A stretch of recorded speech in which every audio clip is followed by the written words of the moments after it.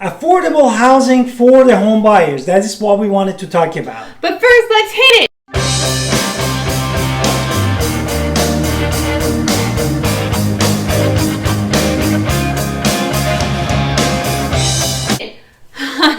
Hi, this is Alan Victoria. Welcome to our channel. And if this is your first time in our channel and you wanted to know everything about Greenville and Winterville, Pitt County, all the way to Raleigh, please subscribe in our channel and also get notified when we put a new video for you. Honestly, we get calls, texts, and emails all the time from people just like you looking to buy their first home, upsize, downsize, relocate, which is the point of this video, and of course my favorite word, shift. So that is you. Don't be shy. Please call us because we're here to help you. And so with it, let's talk about why Greenville is awesome, or look at what the data tells us.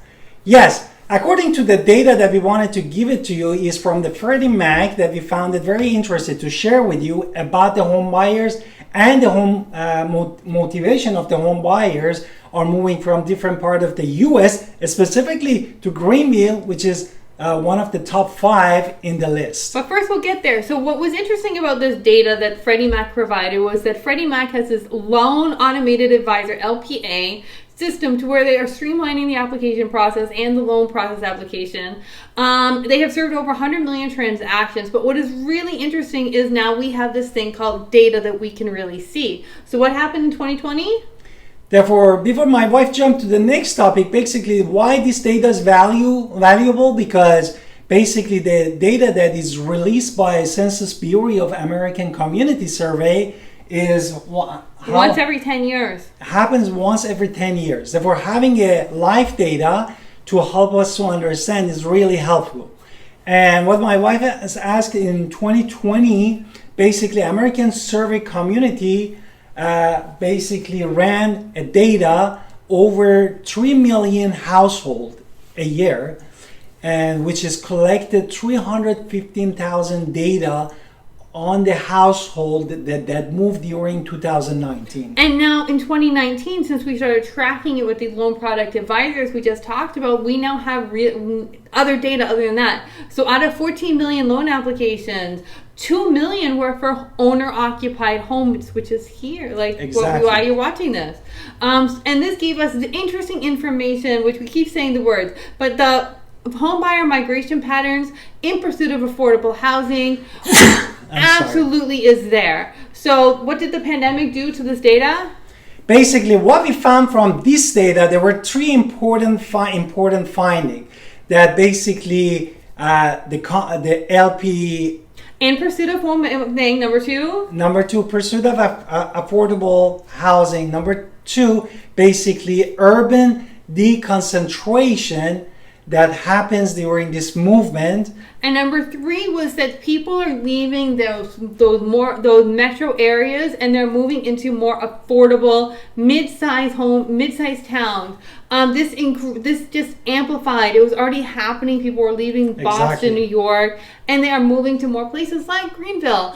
So the data was just there. So now we have this real-time view of what? Real-time view of the moving of the people and what is the motivation behind of this moving. Right. So we saw also the Census Bureau told us that this was the lowest year since 2020. I'm going to just move my hand a little bit. Sorry, guys. So this was the lowest percentage of people moving since 1948.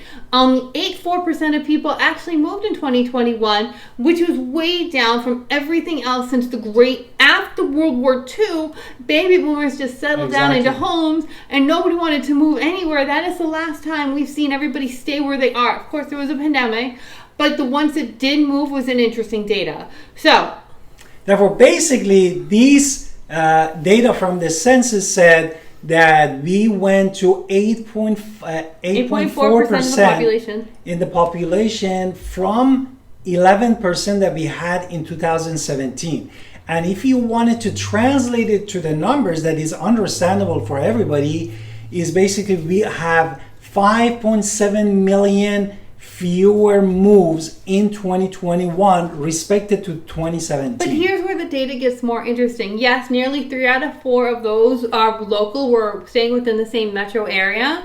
And this was an upward trend. However, that means that how many people left those metro areas altogether? Therefore, in 2021, basically that number was 27.1%. Of those are out of state, out of county, long distance moves. People completely left New York and they moved here to Greenville. They left California and they moved here to Greenville. So we see all of these numbers and data happening. So it's really an interesting find. What was it, 3.8% increase of? Therefore, we had 3.8 of increase from 23.4% that happened in 2017. Which means it is 500,000 fewer people. But compared to everybody stopped moving, this is actually a huge number and more people started moving as which a result. is 8.1% compared to 20.9% we have drop in total movement. So let's talk about these long distance moves are now a larger percent of all moves. But there is a data since 1998 on why people move. You want to give us some background on that? Yeah, this data actually collected by ASEC, which is short for Annual Socioeconomic Supplement. That they collected this data for 24 years from 1998 to 2022. And what are the top And reasons? they say the housing related reason for all people are 3 main reasons. First, basically, they wanted to own a home. Some people, they wanted to own larger home. And the third group, they wanted to have a cheaper home. That's what we were talking about, affordable. Right, which is what we're talking about here. So these are the 3 main factors. That is for the long distance, but no? between short and long distance. No, for the short distance, actually, It was basically, employment related? there are 3 more reasons for the short distance. Sorry? It's employment related? Is employment, for the employment related, which is getting a new job, having an easier commute, and also retirement. Okay, but since the pandemic has happened, we have more data of inter-county or interstate moves surpass all these reasons for employment. So the first time since 2005, why we had remote work offering, number of job openings, and motivation shifted to affordable housing. So really, it really did factor in where people are going to live. What else do you want to add? Well, what we wanted to add basically is intro-metro migration pattern. Therefore, all this data really came to this point that they understood that all the factors that they calculated for intermetropolitan of the net immigration or migration using this LPA model application that they did between January 2000 to February 2022 based off before, which we can translate it before pandemic and after pandemic. But either way, the socioeconomic impact of colder just resulted in this acceleration of home buyers out of those major metropolitan areas and into mid-size and less densely populated. Like here, largest metropolitan areas saw a decline actually. Smaller populations with over 1 million people started to experience this major inflow, where the metropolitans were getting an outflow. So it was interesting since the pandemic really didn't stop people, and with the growth of hybrid, it's just kind of accelerated what was already happening since the 90s really. So the inflows to those mid-size and metropolitans completely elevated. So this means that suburbanization, where we all hang out in the suburbs, is here to stay. Like here in Winterville, we love it here. It's here to stay, and people have reasons for it. So there are major implications for our economic system, our society, and our culture of where people choose to live. Which all this gives us the insight for you as a home buyer, And why you should call me. and then Sorry. and the pattern basically that happened here for affordable housing, because we are talking about affordable housing basically. And the number basically tells us from all this data, very simple, that this basically moving people for affordable places and urban deconcentration is 3-fold time larger than what we had from moving from the big metro area to a smaller metro area, like a Greenville. So the housing shortage went from housing to price income ratio, eventually led to just this increasing of migration to here. Home buyers are basically shifting to these affordable areas. We can get you a brand new house for $500,000 here, guys. And that is brand spanking new. Actually, I can get it cheaper for you if you're okay with that. I can get you one in the 300s. Actually, there's one for $240 right now. So call me on that one if you're really looking for something that way. But this means that this affordable home buy for internal migration. So what do you want to say about builders? Therefore, the question now is here that because we have the piece of this chain that is all connected, the question is how are we going to advocate, including the builders, lenders, local government, the housing advocate from the government. They're going to come and overcome these challenges because they all need to work together that help us to basically get a affordable housing, no? Okay.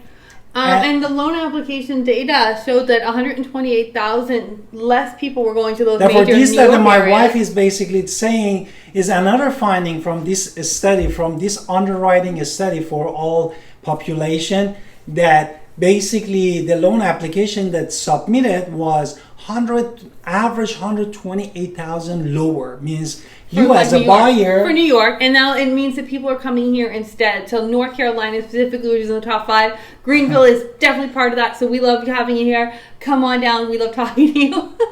And then what else? Also, the highest this is the highest migration pattern that has ever happened. Typically, those high coastal living areas is pretty inelastic. California, for the first time in its history, seen losses. Their net gain is found right here in the south. North Carolina, we're seeing it, and also more inland. So this is only intensified since housing demand has shifted, and housing is surpassed supply. But there's also a major push for affordable housing, and why people are coming here, calling me.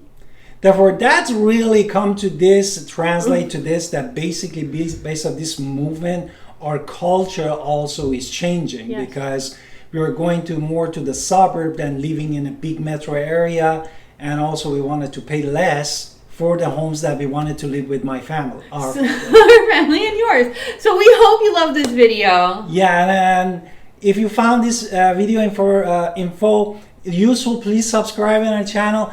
And also, this is our number. Please contact us. And I hope you have a wonderful 4th of July. And thank you for watching our video. Bye.